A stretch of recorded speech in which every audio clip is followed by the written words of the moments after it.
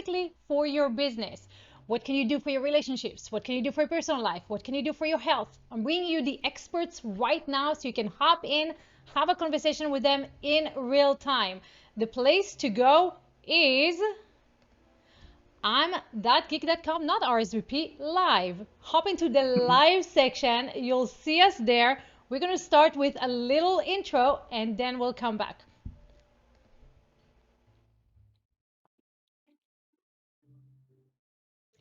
A little intro and then we'll come back.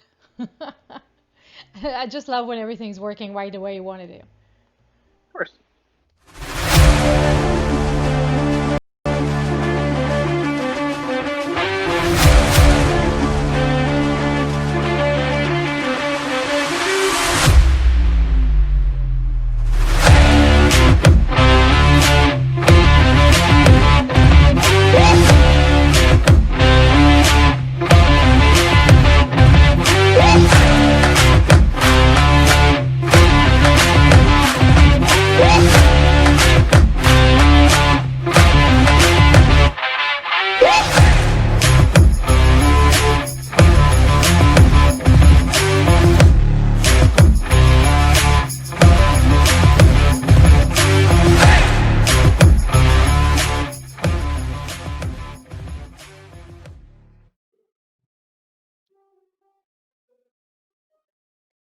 So, welcome to another episode of I'm That Geek. Today, we are talking about referrals, about magic tricks, about how to be memorable without all the hype, without the BS, without the manipulation, straightforward, face to face connection, interaction of something that makes you super memorable.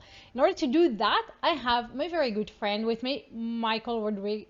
Roderick, why did I say Rodriguez? Michael Roderick, how are you, Michael?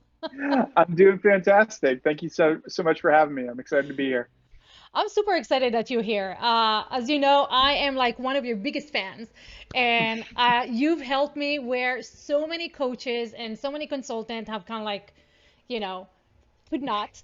But in 1 hour, you really nailed exactly my messaging and what I'm to be in the world. And you really, helped me focus and helped me express stuff that I couldn't even express in words. So thank you for that. Um, Of course. and that's why I'm super excited to introduce you to everybody here. So let's start a little bit by just telling them why you are like, what's your magic trick? Why are you so awesome at what you're doing? So basically, I'll give you just a little bit of background. I went from being a high school English teacher to a Broadway producer in under 2 years, and a ton of folks asked me how I did it. So I started teaching lots of relationship building principles, concepts, and over time, I started to notice that I was getting all these introductions. People were always sending other people my way. I was always being asked to do interviews, have conversations, and I realized that the reason that I was getting in all of these rooms was the fact that people would always talk about me when I wasn't in the room in a good way. So basically, I started to look at this and I started to say, okay, what cuts through the noise when it comes to the world of marketing? And in a world where so many people have spent so much time basically focusing on sort of how to be different, and so many coaches have taught people how to be different, that everyone's different has now become the same. What still cuts through the noise? And that's referability. So, what I decided to do is I started to study referability, really look at what causes people to talk about us, what causes people to share our ideas. And that led me to the work that I do now, where I help thoughtful givers become thought leaders, people who are really, really good at doing what they do for others, but they don't necessarily take the time to sit down and package their own intellectual property. I pop in like a mix between Malcolm Gladwell and Don Draper, and help them turn it into something that will get people talking. Which is so true because that's exactly what happened with me. So I love that about you. One of the things that a lot of people are talking about in marketing is how to cut through the noise, right? And a lot of people, when they think about that, they think content. Um, Mhm. and both you and I know that there's just so much content out there that it's not the way to cut through the noise anymore, right? It Yeah. doesn't work. Um, So in my world, it's emotional connection. In your world, it kind of like translates to the same thing, but that emotional connection turns into referability. Hmm. So let's talk a little bit about that path. But before we do, guys, if you want to join the conversation in real time, this is the link. thatgeek.com/live. Hop on in below the video. There's a button, click it, and you'll be part of the conversation when we open it up. So how do we stand, how do we stand out? How do we cut through the noise when content is not enough, where there's so much out there, right? Um, and everything that we do, the best work that we do is usually in silo. It's in private. People don't know about this. So how do Yeah. right? So how do we share ourselves and start getting referrals without content? Yeah, so basically the way that you want to think about it is you want to focus on accessibility, influence, and memory. And it helps spell the word AIM so it's easy for you to remember. So you want to think about taking AIM when you're thinking about your brand. So first off, the very first hurdle that most people have is accessibility. You have to think about how are other people going to relate to the message that I'm creating? Very, very often, what we try to do is we try to sort of impress everybody with our big words and our big language and our jargon and all these different types of things to show how smart we are. And really, most of the time, we're just kind of alienating people. So you always want to start from a place of accessibility. You want to think about how do I make sure that people outside of my industry, that the average person would actually understand what it is that I'm doing, because most of the time we're too close to our message. So as a result, we're thinking we're being clear when actually we're being completely convoluted. So wait, hold on a So second. just, Let's yeah. give an example, right? So when you and I were talking, you said, "What do you do?" And I said, "I increase conversions." And you're like, "And what is conversions?" Right? So then we we get into the conversation of like, do I need to say it in an easier way, or is using Mhm. conversion a way to filter the people that I interact with because they already know what I'm talking about, right? Yep. Exactly. Exactly. And that's the thing. You always have to ask that question of the sophistication of your audience. There are some audiences that are already sophisticated, they already know the terms. So you're just really thinking about how do you position that in a different way. But then Mm-hmm. there are audiences that have no idea what most of the terms that you're using actually are, sort of how those terms work. So you have to figure out a way for them to get it. And that is what's so, so important about referability. If people outside of your industry can't get it, you're basically trapped in what I like to refer to as an echo chamber of the enlightened. Okay. Everybody's going to be saying the same thing. Everybody's going to be agreeing with each other, and it's not actually going to be very useful for anyone outside of that industry. They're all going to be confused and trying to figure out sort of like, well, what do we do now? And it's a fantastic thing to remember because echo chamber is so easy for us to be in, but if you don't Hmm. get out of it, then you can get referrals outside of the echo chamber. So in order for other Yes. people to know what you're talking about, and I have friends who go like, we've been friends for years, I still don't know what you do. Um, Yep. right? So now they will. But this is one of the most important things is language, right? Yeah. How do you position yourself so that you're not talking in jargon? And actually, Yeah. let me tell you guys, this is one of Michael's superpowers because I have been trying to figure out how to say conversions in a different way for years. It didn't work. So I'm really excited for when we open this up and you guys can come in and have a conversation with Michael about your own jargon that you've been trying to kind of like, untangle, because amazing things will happen. So first one, aim, right?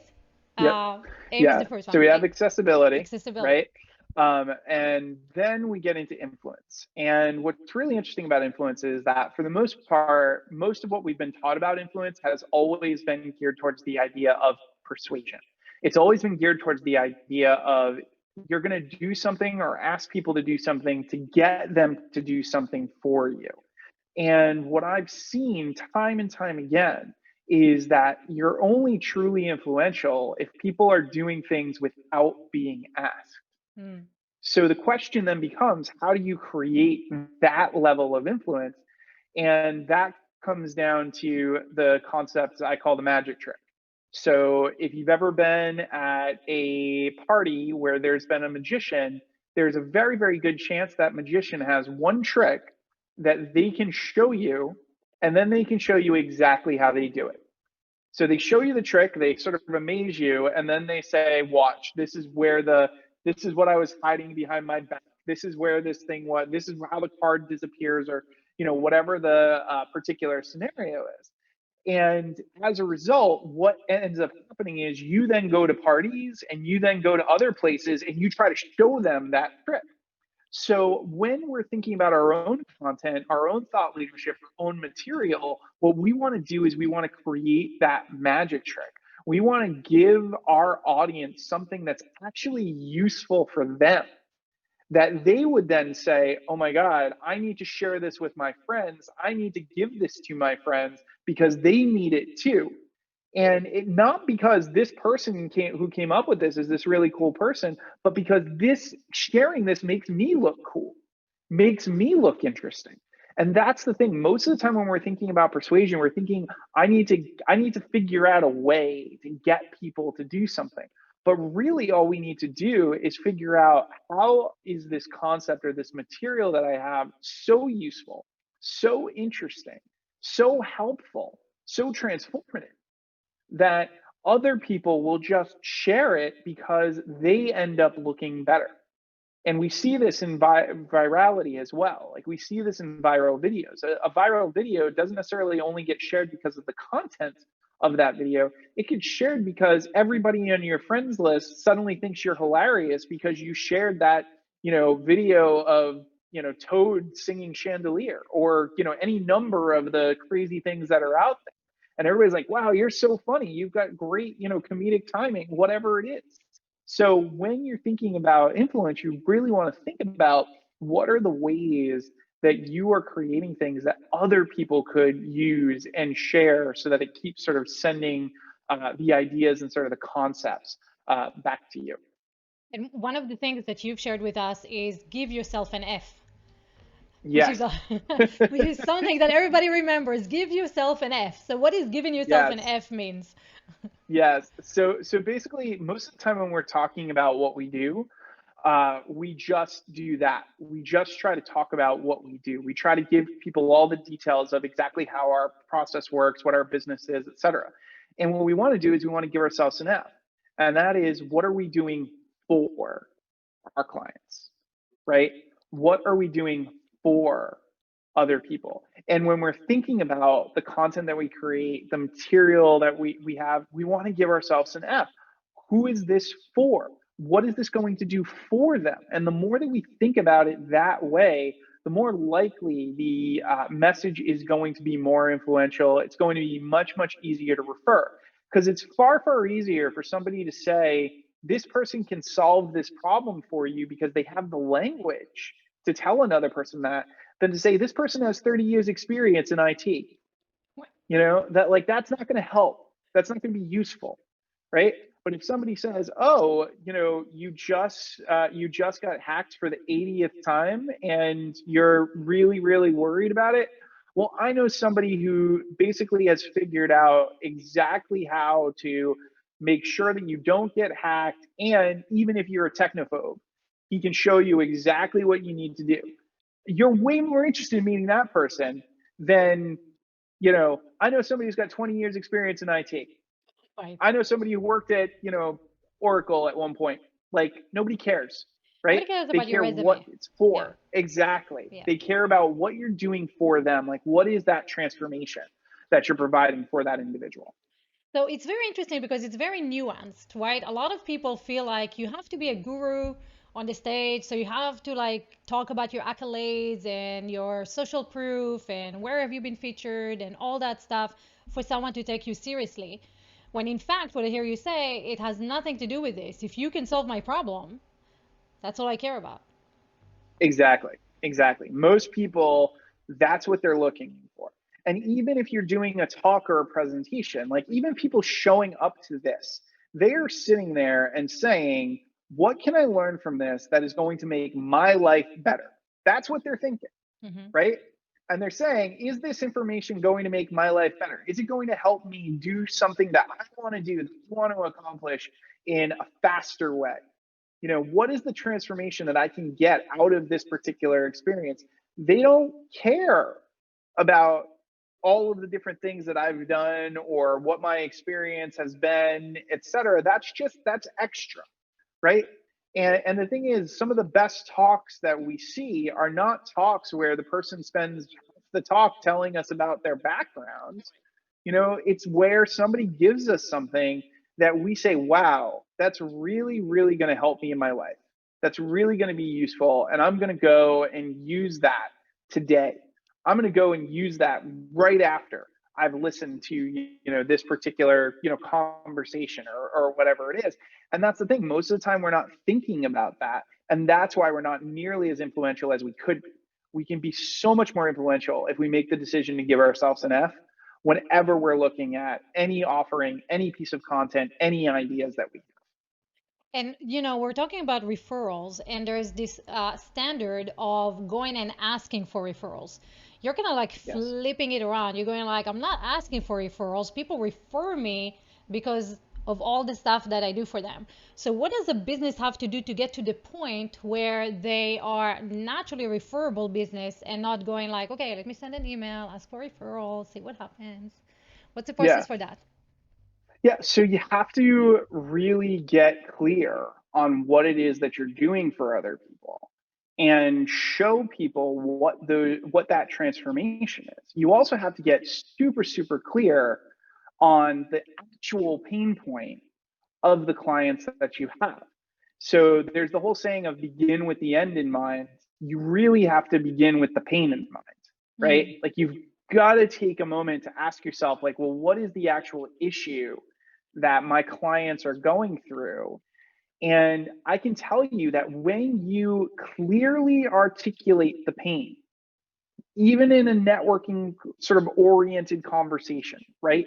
Like, even if you are literally just like, let's just get to know each other kind of thing, if you are able to articulate the pain correctly, most people are either going to say, ow, I need your band aid, or they're going to say, ooh, I know somebody who needs that.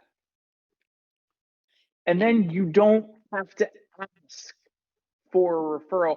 Asking for a referral is a really it's an archaic model. Yes, it still works. Yes, people still do it. But the fact of the matter is, when you ask for a referral, you're really putting somebody else on the spot, especially if you've just met them for the first time. You're sitting there, you're meeting them for the first time, and then they're like, well, what can I do for you? Well, if you can send me a referral, if you can find somebody who's actually going to give me money for this particular thing, et cetera, like they need to go to somebody else and basically have a conversation. And that conversation is a trust based conversation, right? Right. Like, I'm not going to refer my friend to you if I don't necessarily trust that you can do what you say you're going to do. And if you tell me what you can do, I'm not going to believe you. Right. But if you tell me that you understand the pain point and you tell me about other people you've worked with, or you're able to solve something for me just in our conversation, and that's another, I mean, like, that is probably one of the best magic tricks you can have. Because if you give somebody like a little tool in the middle of a conversation and they take away that tool and they're like, wow, that was so useful. I can't tell you the number of times people have come back to me. We weren't having a sales conversation. We weren't talking about working together. We were just getting to know each other. Like, and I didn't have any agenda. Like, I'm not like, oh, like, this is the way I'm gonna, I'm gonna tell you this trick and then you're gonna come back. No, I literally was like, you know what? Here's something I've used. It's been kind of useful. It's been kind of helpful. If you think about it this way, it might help you. And then they go off. And in some cases, they come back and they say, you know what? I've been thinking about that for weeks. And I'm really, really curious. What does it look like to work with you? Mm. How do I do it? Like, what is that particular process? And ultimately, the thing that will beat any, like really, really slick marketing, ads, funnels, blah, blah, blah, all different types of things in the world is curiosity, Yep. right? if you can make people so curious about what it would be like to work with you that it actually sticks in their head after you've left, then you don't need much. Yeah. They're gonna start coming your way. They're gonna start having conversations with you because you've created the level of curiosity. And curiosity is immensely influential, right? Yep. We do Yep. all sorts of crazy, crazy It killed the things cat. because exactly, it killed the It cat, killed the cat. right? We do crazy things Yeah. because we're curious, like what could that mean, like how could that, how could that go? And I don't think enough people think about curiosity when it comes to the work that they're doing. Maybe some folks in the copywriting world write about it here and there, and we'll talk about it, but like it's really, really powerful. It's really, Yeah. really useful. Yeah. Yeah. So before we continue, Karen Yeah. Nichwan says Mike Roderick is world class. Yes, Oh, right on that. And thank you. Harry, Harry's watching us on YouTube. Hop on in, Harry. Come say hi. So we're going to open it up in about 10-15 minutes, guys, for you. So if you have any questions, put them in the comments in the chat so I know to bring you in.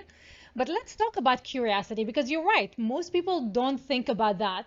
Um, Definitely not when it comes to like, I need to be clear with my messaging, but how am I clear with my messaging and still being, creating curiosity? And for people like me who suck at asking the right questions, what's the Mhm. right path to start getting like, okay, how do I make people a little bit more curious about what I do? Yeah. So the way that I like to think about it is think about your favorite TV shows, right? And your favorite TV shows, the ones that we binge, the ones that we push all the way through, never give us everything, Mm, right? They never give us everything. They give us just enough to get us curious, to have us say like, oh, well, what could come next? What's the possibility?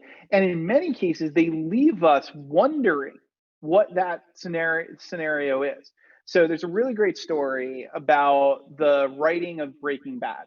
So many people have watched Breaking Bad. It's a fantastic show. You could watch it multiple times and probably still not get all of the nuance of the writing of that show.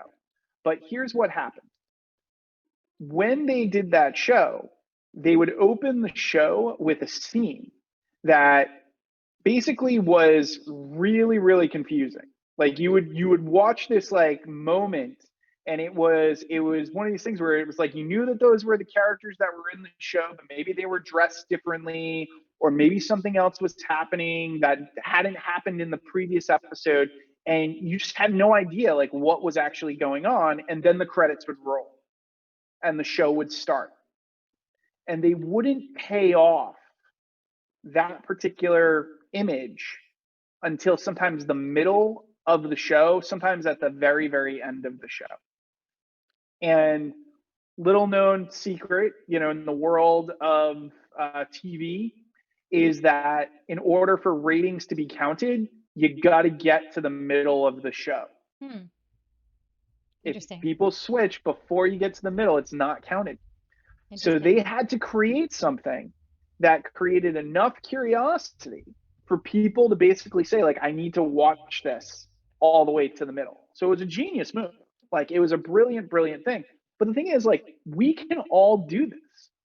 All we really need to do to create more curiosity is to write out whatever we have and then chop it up.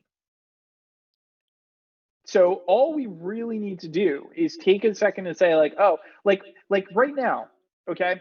Anybody who's been watching this from the very beginning, I can guarantee you that there are some people right now who, because I said accessibility, influence, and memory, are still chomping at the bit and wondering what memory is about, right? Yep. They're still wondering about it. They're curious about it, right? And because we've taken this detour and we're talking about curiosity, we're actually creating this like Open tension, loop. right? Yeah.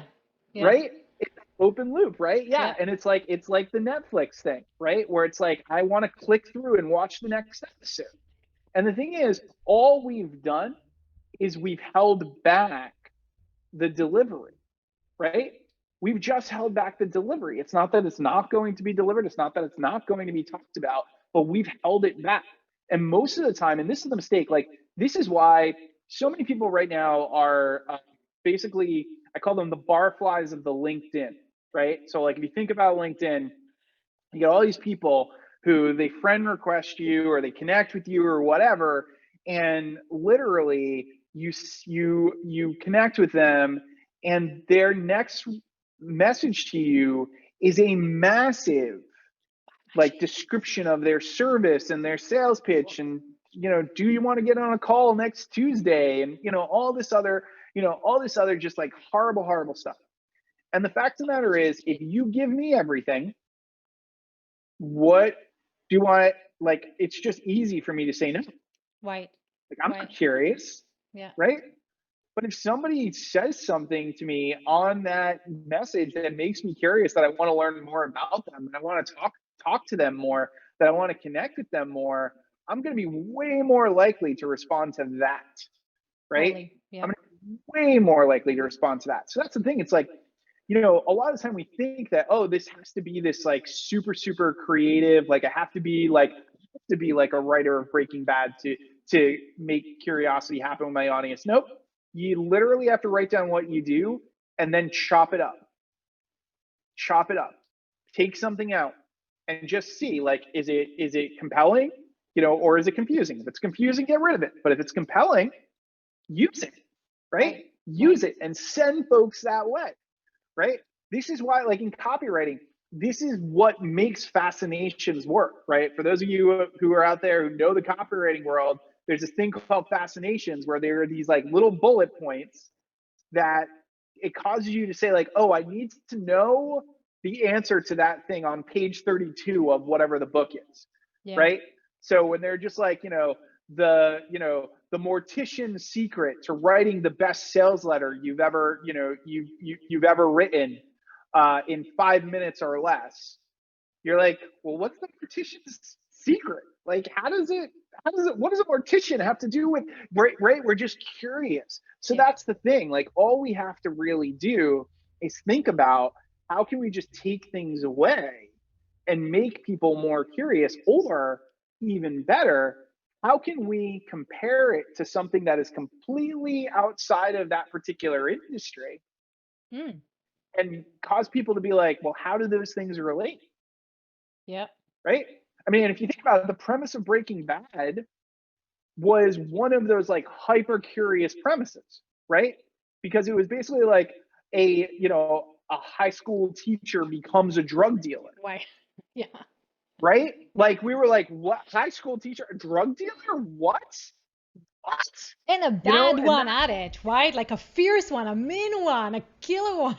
It's like, exactly, exactly. So we were so curious as to like, yeah. how are you going to make this work? Like, how does this work? Like, what is this thing? So the more you can do that, the more curiosity you can create, more people are going to be just like chomping at the bit again to learn, to find out more, to figure out like, well, what else do you have? Like, what else could you provide? Like, what would happen if you jumped on my idea and helped me? Right? Like that curiosity just bubbles up when when you do that.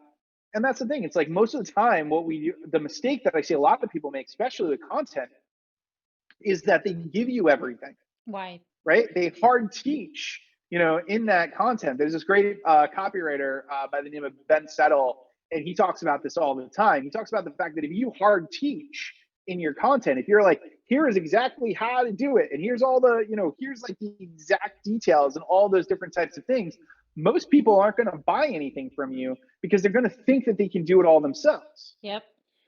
But if you're like, here's something cool, here's something I think is kind of interesting, he refers to it as infotainment, which I just like, I love that, I love that idea, right? If you just kind of share something and you don't share all of the process or the way that it all, the way that it all works, you're not going to bore your audience. You're going to make them more curious, and they're probably going to want to talk to you more. Right.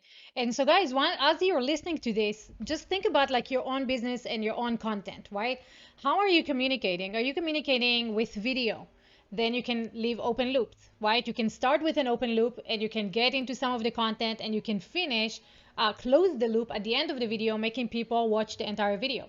If you are doing emails, you can do an email series, right? Where you don't give everything in the first email, but you tell them, hey, tomorrow I'm going to tell you part B. Same thing can work for podcasting. Same thing can work for social content. So there's a lot of ways that you can use exactly what Mike is talking about in your content to kind of like create curiosity and make people follow more.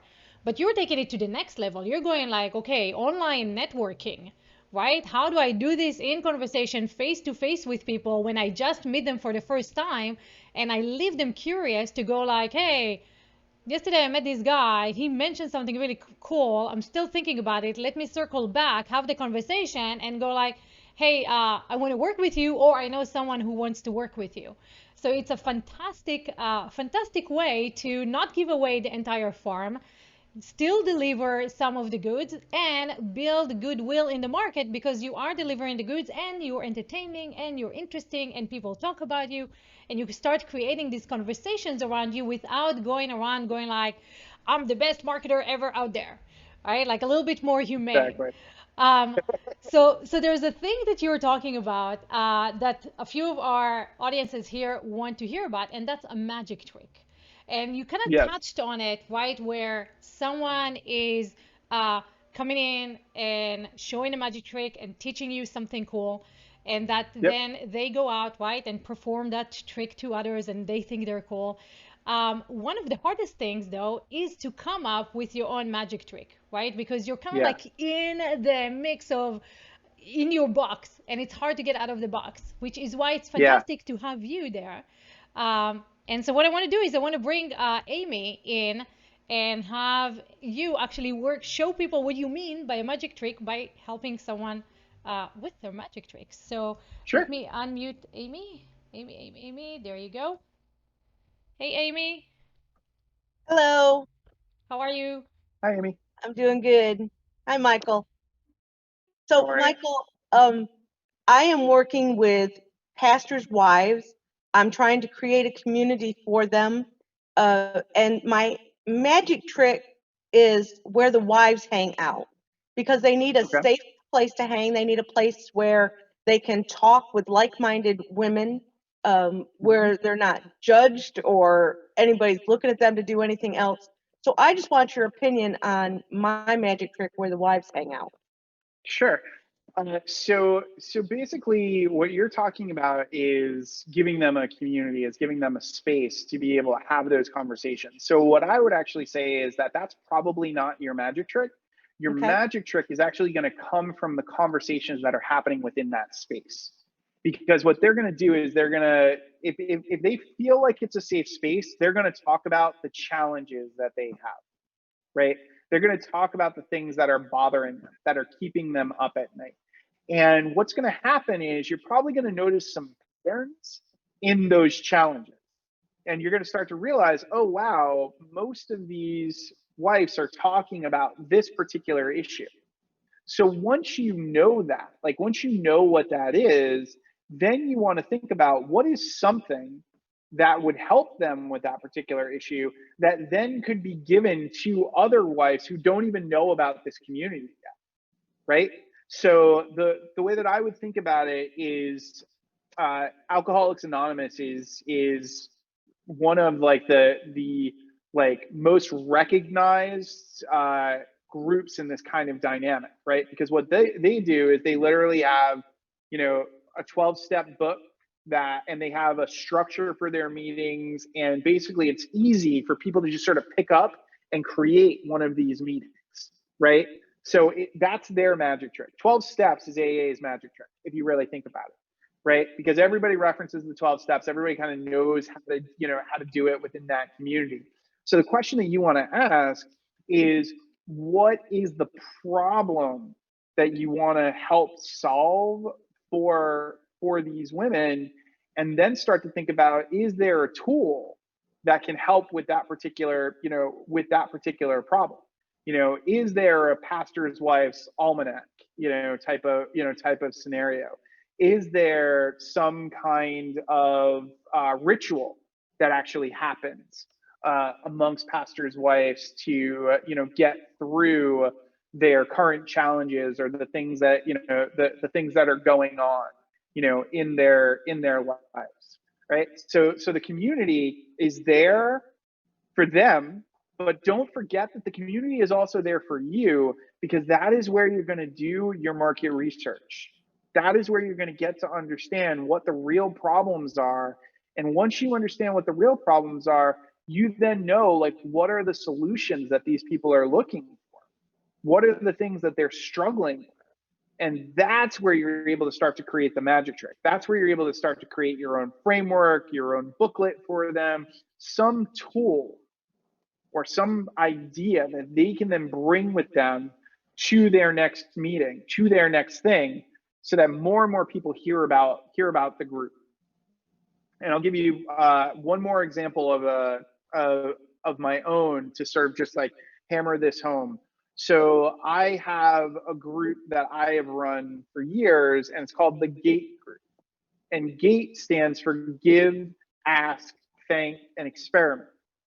And the group knows that those are the only 4 posts that they can make in the group. So it's either you give something to the group, you ask for something that you need, you thank someone for what they've done or how they've helped you, or you talk about an experiment that you're doing and something that you're testing.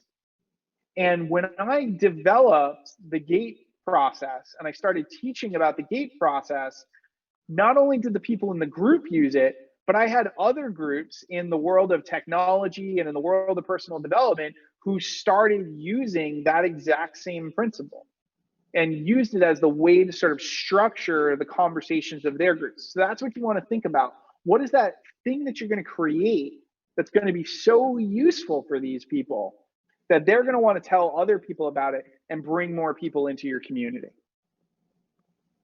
Thank you, Michael. Yeah, no problem. Appreciate that help. Thank you. Yeah, of course. So I'll share with you that my magic trick with that Michael and I came up with is 2 things, right? The reverse 2080 that I haven't talked about much yet, but we're getting to. The reverse 2080 and the trust process, the trust first process, where we're starting with conversations rather than content, right? And then it's very easy to teach, and then people go like, if anyone ever hear about content calendars again, they could be like, hey, trust first, you can do blah blah blah, and that will lead them into my world. So in your world, is it something that pastor's wife can take and pass among each other, right? And be like, oh, use that tool because when I was stuck, when I was lonely, when I was depressed, this really helped me with this thing. Where'd you learn about it? Oh, in Amy's community. And that's how you kind of like connect the dot. Is that helpful, Amy? Yeah, that's very helpful. Awesome. Very helpful. Thank you.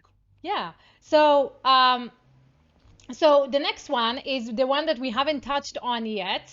And let me get to Mike. There you go. The one we haven't touched on yet, which is messaging. Yep. And that seems to be like the hardest thing out of everything, right? Because messaging need to be so on point to really attract the right audience to you.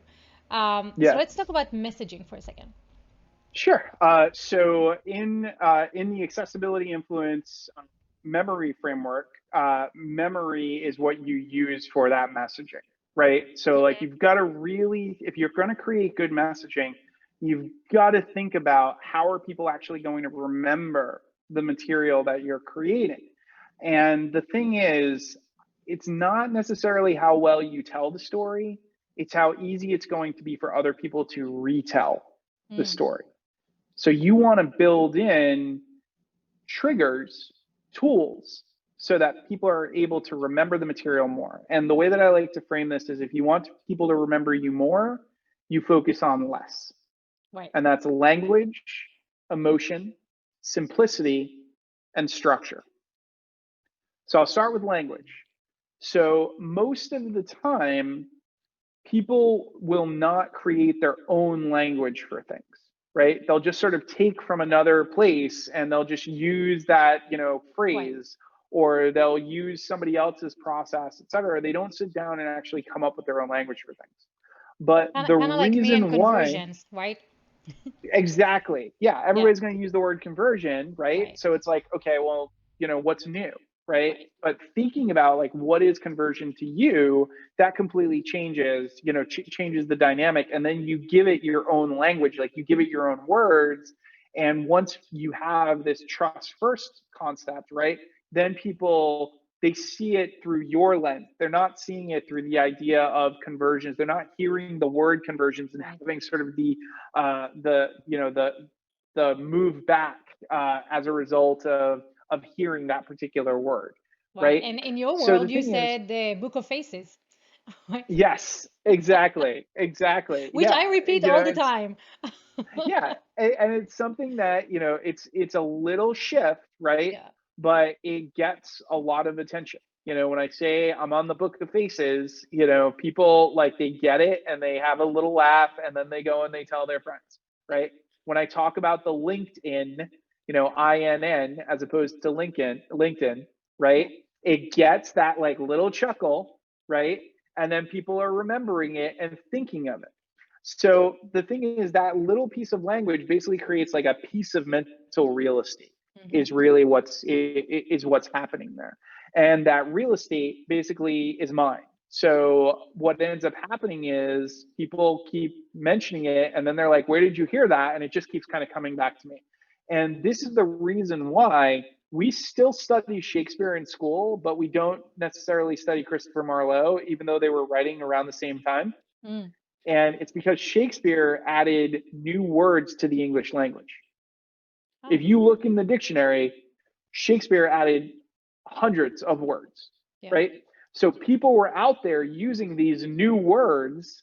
And of course, they were probably asking, well, where did you see that? Or where did you hear that? Well, it was in this Shakespearean play, right? So he had a far bigger brand because he came up with his own language, Yep. right? And same thing, I've talked about this before, where it's like, in the world of children's literature, J.K. Rowling ended up becoming really, really well known because there was this whole period of time where everybody knew what a Muggle was, Yep. right? And everybody was using all of the different terms and like, we all know what it means when I say, only a Sith deals in absolutes, right? Like there are all these like little things where there's like language that associates to certain brands that we will constantly remember because they took the time to come up with their own language. And most people just don't ever do that. But if you do, you're going to again create this like really, really powerful memory marker to your audience. Uh, the next one is emotion. And the thing to understand about emotion is that when we are in heightened states of emotion, we remember details more because that's our brain protecting us. Right. So if you've had a traumatic event or if you've had something really scary happen, you're going to remember all of the details of that thing because if you were in the wild, you had to remember which tree the tiger was going to jump out from behind, Right. right? Like you had to remember which area was unsafe. So that was part of your biological makeup. And the easiest way to illustrate this is if I ask anybody, what are the opening scenes of Titanic? Nobody can give me those details. But if I say what comes to mind when I say I'll never let go, everybody can give me those details, right? Everybody's crossing Ev- themselves. yeah, everybody can give That's me true. those details, right? Yep. So the thing is, when you get people to a heightened state of emotion, they actually remember material more. It's like the brain becomes a sponge. And this is one of the reasons why a lot of the TED Talks that have become the most popular TED Talks usually open with some kind of emotional story. Mm. These people aren't sitting there saying like I'm going to tell an emotional story and then I'm going to bury stuff in people's brains. They're just telling their story to open up to the audience and sort of share. But the biology doesn't lie. That basically, if we are in a heightened state of emotion, we will remember more details. So if we have that in place, then if we're triggering emotions in the work that we're doing, people are going to remember those details more. They're going to remember our content more. They're going to remember our ideas more. They're going to think about more things. Which And is it doesn't also necessarily, fantastic for dating, right? If you take your yes, girlfriend If you take your girlfriend on an emotional, thrilling experience, she'll remember you way more than if you just sit down in a restaurant and have a Bingo, tea for the right? building, right? Like Yep.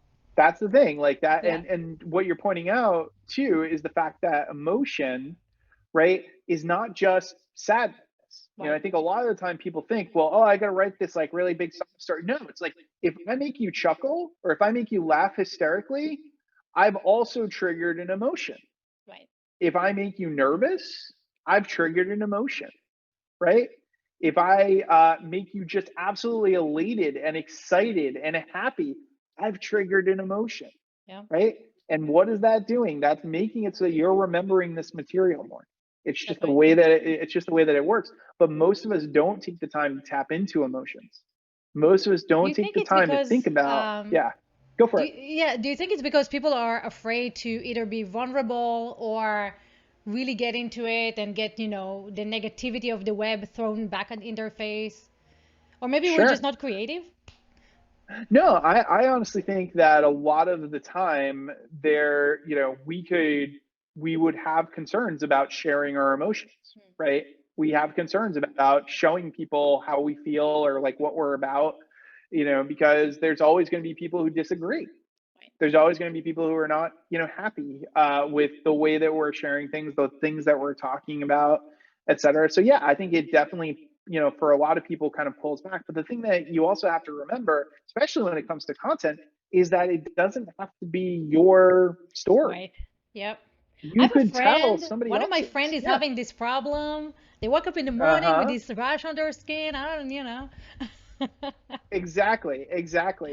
Yeah. Or you just tell like a well-known story Right. that triggers emotion, that causes people to be like, oh my God, wow. And like that's creating the exact same experience, right?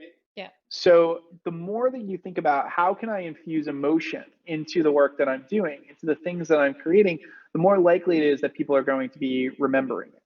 And Right. that brings us to simplicity, Yeah. which is really, really important because academics for most of our lives have always rewarded complexity. If you use the biggest words and you wrote the biggest papers, you were the smart one. You were the one that everybody wanted to pay attention to, that everybody wanted to follow, that everybody wanted to listen to. Right. But the memory rewards simplicity because we have no desire to get into the weeds with everybody else's complex jargon. Going Right. back to our accessibility situation, right? Yep. Like, we just want to know, like, quickly what it is, like, why am I here, like what am I doing, right? Like we don't want all of the extra details, but the fact of the matter is most of the time we spend so much time making things like overly complex because we want to make sure everybody gets every single Right. nuance of like who we are and what we are and all this other stuff, and we're actually confusing people more, right? Yeah. We're actually making it that we're pushing them away because we feel like we need to tell them everything. We need to explain all the details. We need to give them all the big words. We need to show people how smart we are, right? With all of all these things. But the fact of the matter is, our brains can only handle so much. So the simpler the concept, the easier it is to transfer, So right? when you say that, right? A lot of Mm-hmm. people might think that, well, if it's so simple, why am I charging the big bucks? I need to complicate it in order to make, Yep. approve, Yep. So what's the Yeah. answer to that? So it comes down to the aspect of the pain that you're getting rid of Mm, and the value that you're creating as a result of getting rid of that pain for that person, yeah. right? It also comes down to a concept that I've talked about before, which is every industry has an income ceiling and an income floor. So every industry has made a decision about what is a lot of money and what is a little bit of money. That's true. And in the world of broke artists, the floor is free and the ceiling might be like $100. Right. But you talk to somebody who your work could help them sell their hedge fund, that hour to them is worth thousands upon thousands of dollars because it could be worth millions to them. Right. That's a And great point. that's the Yeah. thing. Yeah, it comes down to our aspect of like what are we doing for that particular individual, and what is the value that they want to spend for that particular thing. Right. And even if it's simple, we'll spend the money because we're getting that transformation that we want. We're getting that thing that helps us and supports us. Totally. It's kind of like the story of someone who came to fix the fridge for someone, and in Hmm. 5 minutes they fixed it, and the lady goes like, "What? $200 for 5 minutes?" And he's like, "You're not paying me for the 5 minutes. You're paying me for the 45 years that I learned to fix it in 5 minutes." Right? Exactly. Yeah. Exactly. And that's the thing, and that's what we want to communicate is not how complex our process is, which is what most people try to do to sell something, to be like it should cost more because it's a complex process. What we want to really focus on is what are we doing to solve the other person's problem, and how quickly are we solving it for them? Because if we're solving it quickly for them, then we are giving them their time back. And that is a very, very valuable commodity to them. Right. So if something's going to take me 3 hours, I'm not going to do it. Right. If it's, this like Yeah. thing that 100. somebody else could do for $15, Right. you know, heck, even if they want to do it for 200, like it doesn't matter, because that 3 hours is way too valuable to me to sit there and try to learn how to do blah blah blah, whatever it is, right? It's true. To go through that process. And there are tons of people out there who have that same feeling. Right. So gonna move on to structure, Last one. so that we make sure that we hit all of the ones in memory. I was as you know, I was a former teacher, so I'm always like paying attention to To time do. and being like, I'm gonna get everything in, Put everything in. before the Yeah. bell rings. I've got you. So structure is so important because this is the way our brains are able to process the information. We don't read a book by starting in the middle and then going forth. We have to start at the beginning and go in sort of a logical progression. And most of the time, especially with thought leadership, we don't take the time to create a structure for people to follow, right? A way for them to explain our idea, a way for them to even explain the way that we work with people, Right. right? Yeah. So the more that we create that structure, the easier it's going to be to share the information. Just like at the very beginning of this, I told you that we were going to focus AIM, accessibility, influence, and memory. And I talked about how memory was going to be talking about focusing on less language, emotion, simplicity, and structure. So as a result, you have a structure in which you can take this and talk to other people about this particular idea, or apply it to yourself, and probably have a good chance of remembering a good portion of it because it's built in this particular Totally. I remember it. So, and my memory is like Dory. So, already working. Um, way. be- Before we're done, Deborah, let me unmute you, lady. And she had a question about language and coming up with your own language and what it does do. Sure. So, Deborah, Hey, Michael, it's we're going to be talking in a week or two. So anyway, Yeah. but I'm a little confused because on the one hand, you say accessibility, you need to use language that people know and understand, and on the other hand, you want us to make up our own. Yep. So yeah. Yeah. So basically, the thing to remember is that accessibility is sort of it's the beginning of the timeline of trust for people, right? So like accessibility is sort of the entry point. And a lot of the time, it's once they trust us that we're able to introduce our innovation. So it's not necessarily that you always start with your own phrase or your own concept. It may be that you start with an accessible concept first, and then you introduce your own language into the equation. So it's not a matter of saying like it's do both. It's a matter of saying think about which one applies to the right time. So like once you've got a Yeah. community of people, then they're gonna, be interested in using your language. And or if you've explained an entire concept, like if you've taken something and you've built out a whole framework for it, people are going to be very open to using your terminology because you own the framework, right? But at the very, very beginning, they don't necessarily know you. So you got to kind of stick with things that they already know, right? Things that they already kind of get, things that they already understand before you introduce them to the innovation. Okay. And I have one other question, if I may. Yes. So you have LEF. I love that you use acronyms for everything. I do that too a little bit. I'm not as good at coming up with them, I think, as you are. But so structure. Structure is like I love structure. Structure systems. It's what I do a lot with people. It's just I found people don't find it all that sexy. And sometimes it's twisting arms a little bit to get them to do it. They're always really happy they did later, like because the results are amazing. But how do you make structure sexy? Yeah. Love it. It's a great question. It's thinking about like what is the motivation behind them getting into that particular structure. So sometimes it's about creating more of sort of a narrative that will help them understand that structure is going to help the client sort of get through that particular process.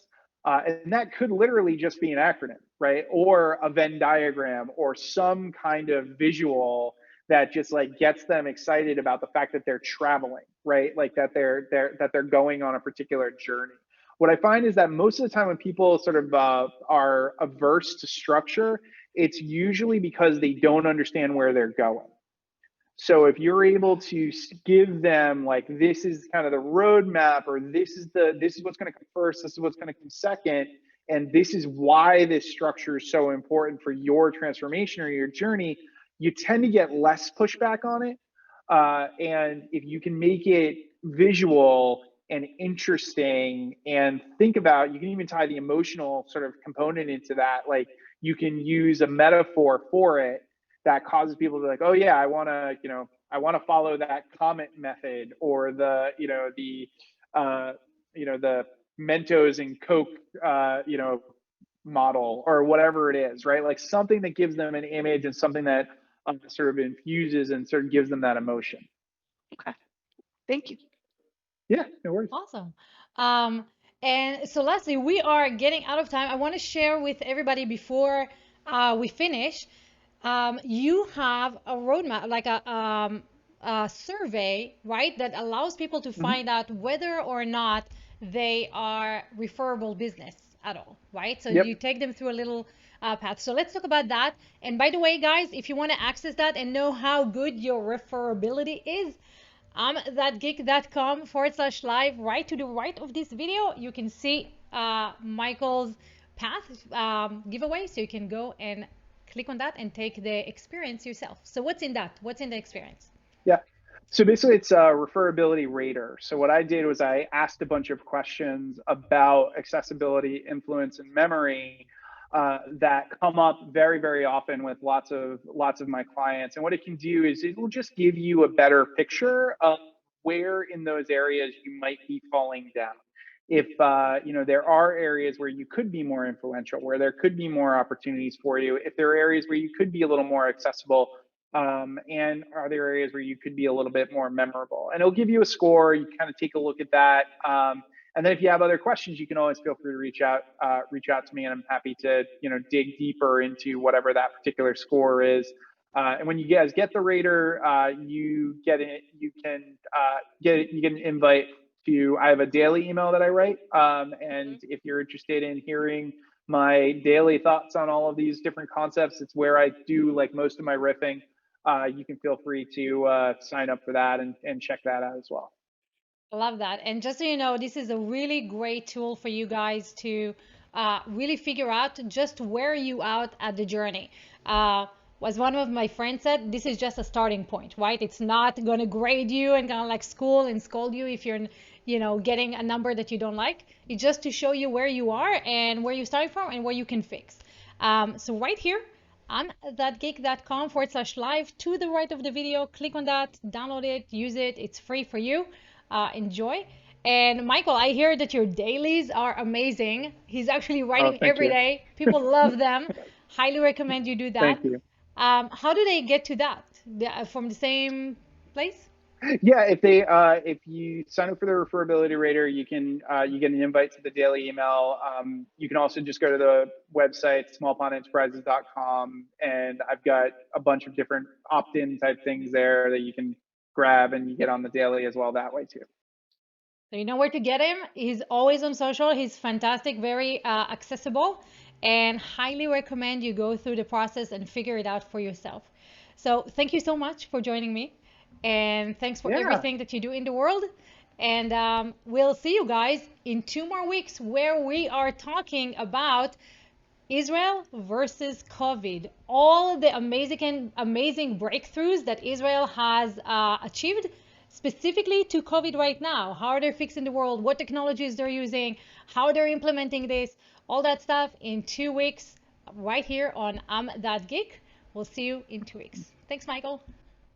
Thanks.